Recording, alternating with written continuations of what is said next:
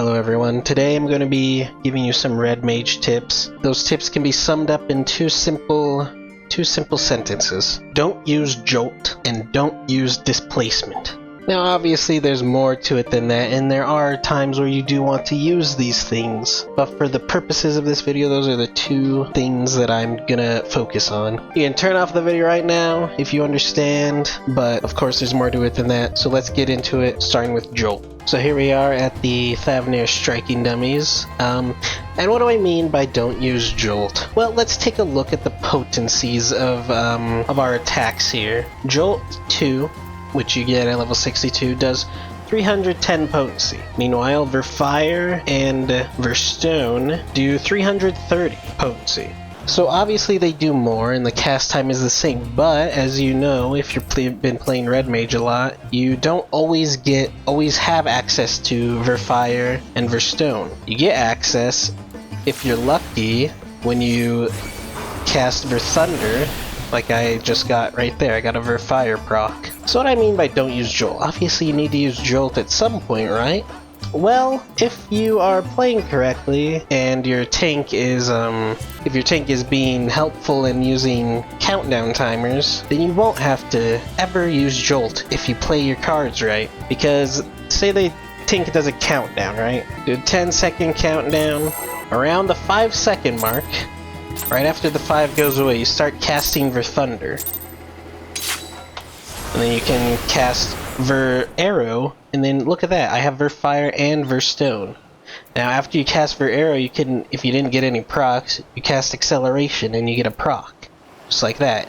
And Jolt has never been casted a single time here. If you go to the Forbidden Land of FF logs and you look at Red Mages, you'll see that the top parsing Red Mages, Jolt is near the bottom, if not at the bottom of their damage spread, of how much damage they do. And a lot of the people that I see who have gray parses, they're using Jolt way too much. Jolt is usually at the top of theirs, and obviously, you know, I don't want to, you know, try to say, oh, you can't play the game, you suck. I'm not saying that, but if you want to get better, the first tip I can give is not using Jolt, because it seems that a lot of people overuse it. So what does an opener look like? Well, if your tank does a countdown, it should look something like this. I call this the Weskalber opener because I just use the opener that he gives me at level 90 in his guide.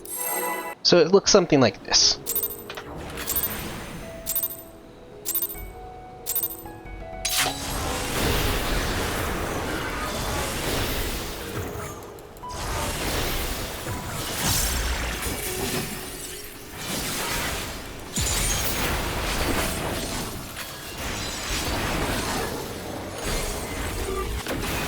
And that's the basic opener, and then you go straight into Verfire, and you start casting Verfire and Verstone, and then using Verthunder and Verarrow for your dual cast.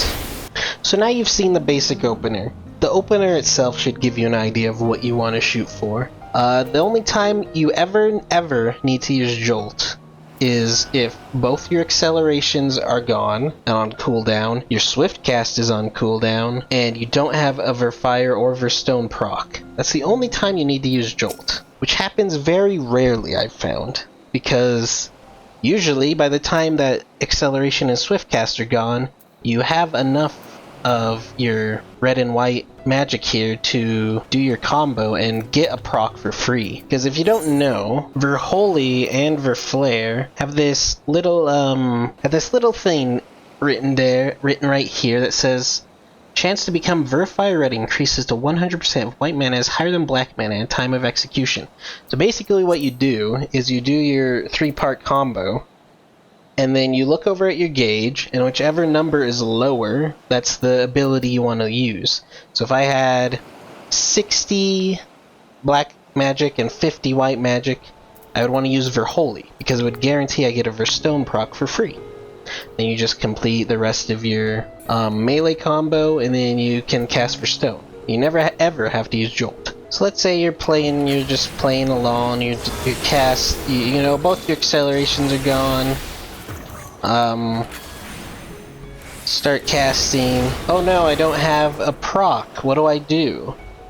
What do I do? Both my accelerations are down. Well, swift cast. I always use swift cast. You can swift cast whatever's lower, and oh, well, I didn't get it. That's fine. In this case, you do actually want to use Jolt until you get a proc. Wow, this is some really bad luck here. There. And then you go straight to using your procs again. This is the only time, really, you should ever have to use Jolt, because at level 90, Red Mage has a much higher chance of getting these procs. And after your combo gives you quite a good amount of gauge down here, so it should be relatively simple to never ever have to use Jolt if you're playing correctly. That opener that I was talking about earlier guarantees that you will get a Verfire and a Verstone proc, because what you do is you use Swift Cast and Acceleration both on Verthunder, and obviously you're gonna get a proc from the Acceleration. You might also get a Verstone proc for free, but even if you don't, after you do your combo, you will use Verholy and get the proc, because your white magic will be lower than your black magic because you use Verthunder twice. Well, 3 times if you play your cards right. So basically, the only time I ever use Jolt is Acceleration is down, on cooldown, both of them. Swift Cast is on cooldown. I don't have a proc, and I don't have my melee combo ready. But there's also one other time I use Jolt. That's when the tank doesn't give a cooldown. Usually this happens in dungeons, but if you're doing casual content, the tank will probably just pull without doing a countdown. If you're lucky, you can start casting before the pull, and then try to hope the tank pulls sometime after, you know, you started casting. But if in case it doesn't, the tank doesn't, or the tank pulls before you even get to the boss, what you would do, instead of casting Verthunder for the first spell in your opener, just cast Jolt. Just cast Jolt, then do this, and you use Ver-Arrow, Swift Cast, Acceleration, Verthunder twice, Embolden, Manification, and then you just start doing your combo. And yeah, you lose 20 potency for the first spell, but that's not going to really matter that much in the grand scheme of things. So that's about Jolt. Now let's talk about Displacement. Obviously I say don't use Displacement, but I still keep it on my bar. I mean, I keep everything on my bar, like Sleep, which literally useless. Displacement. A lot of Red Mages, when they first start out, they use Core to get in, and Displacement to get out. This isn't really all that useful, actually. Displacement and Engagement do the same damage, but Displacement just puts you further away from the boss, which means probably further away from the healer, because if your healer knows what they're doing, they're going to stand near the boss, near the melee, so that their AoE heals hit the melee and the tank, right? So you're just moving yourself farther away from everyone for no reason. Buffs won't hit you, your buffs won't hit them. It's just a general good idea for everyone, including casters, and yes, even physical range, to be near the boss. I mean, that, like, they don't have to be up against it, but close enough. Personally, I always stay on the boss as if I am melee, but, you know, occasionally the boss will jump away or something like that, and that's when being a caster really comes in handy, because you can continue to fight while the boss is off doing something. But yes, Displacement. The only time you ever want to use Displacement is if you are caught in a situation where there's an AoE on the ground or something around the boss and you don't have time to run out. Then you just use Displacement and get out. It's more of like an escape move than anything, because most of the time what you want to do is you just want to be up next to the boss, casting away, using Engagement whenever, and Core whenever they're on cooldown, because they're just free damage. Right? It's just free damage. Unless you know the boss is going to move around and you want to get up to it in case you have your melee combo ready, then you don't have to use Core. But if the boss is just going to stay in one spot, mostly, you just use Core and Engagement on cooldown, basically. But yeah, so I say don't use Displacement, but there obviously is a time and a place for Displacement. It's just, it does not come up very often. I don't do hard content like extremes and savage. I have done some extremes though. The A Realm Reborn one specifically. I've done those on the Duty Finder when I first started playing the game. But mostly I don't do hard content. I wouldn't call myself a casual though. I'd be like a hardcore casual, I guess, is what I would call myself. Meaning that I really only like to just chill and do casual content, but I also like to optimize to the extreme, you know, be as good as possible. And yeah, in casual content, you're never gonna need to use displacement, trust me. Honestly, in casual content, you barely even need to pay attention in the first place. Because casual content is usually pretty easy. I mean, normal raids and alliance raids, yeah, you have to pay attention or you're gonna die, but they're nothing like savage. They're nothing like savage or nothing like extreme. They're rather easy. If you're just starting out on Red Mage, I recommend watching Wescalber's guide. All of his guides have helped me get through, you know, 90 levels of, you know, a lot of classes. And obviously, when you're doing AoE in dungeons, you should never ever touch Jolt. Just use Ver Thunder 2 and Ver Arrow 2 and Impact. That's all you need. Of course, Boltene. But anyway, again, with my two biggest tips, don't use Jolt and don't use Displacement. Except when you have to.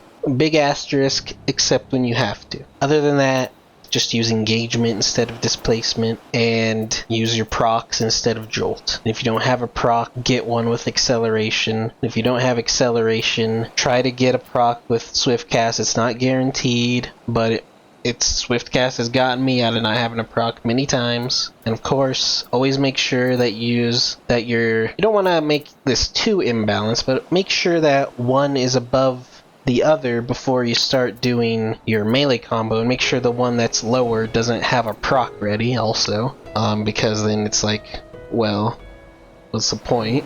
But anyway, don't use Jolt, don't use Displacement. Also, I want to talk about this for a second, Enchanted Reprise. In casual content, I've never had to use this. Basically what this does is it just does damage and it allows you to move, right?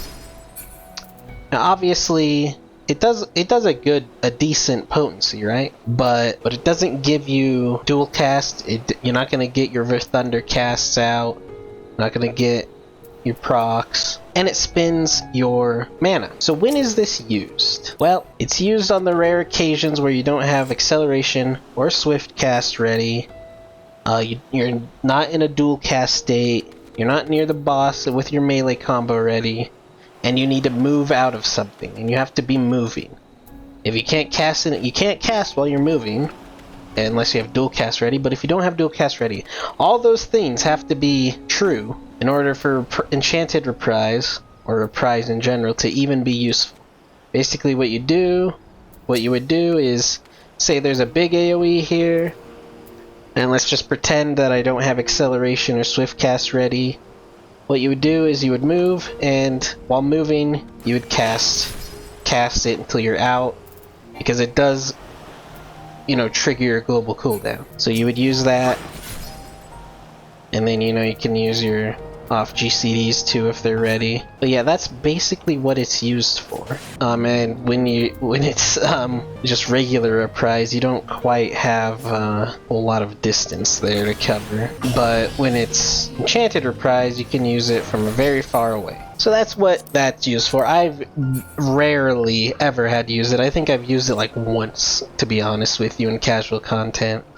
I can only imagine that it's much more useful in extreme and savage, where you're constantly having to move. Oh, and before I forget, be sure to like, comment, and subscribe. I hate to say it, but that's YouTube, you know. So that's about it for me. Those are my main guides, and if you use those tips, you will become a much better player. You'll see a little 2 next to your name on the aggro charts when you're in a party, meaning that you are doing some big numbers. Big numbers.